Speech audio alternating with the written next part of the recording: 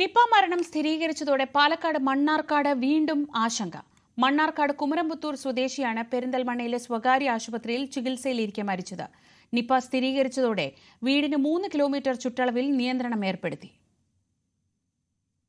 വെള്ളിയാഴ്ച വൈകുന്നേരമാണ് പനിയും ശ്വാസതടസ്സവും ന്യൂറോളജിക്കൽ പ്രശ്നങ്ങളുമായി 58-കാരനെ പെരിന്തൽമണ്ണയിലെ സ്വകാര്യ ആശുപത്രിയിലെത്തിച്ചത്.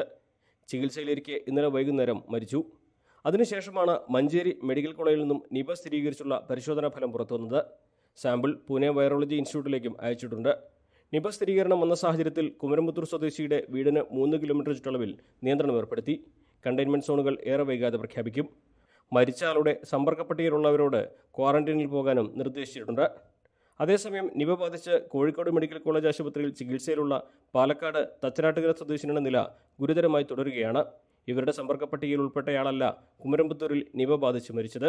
തച്ചനാട്ടുകരയും കുമരംപുത്തൂരും തമ്മിൽ 15 കിലോമീറ്ററിലധികം ദൂരമുണ്ട്.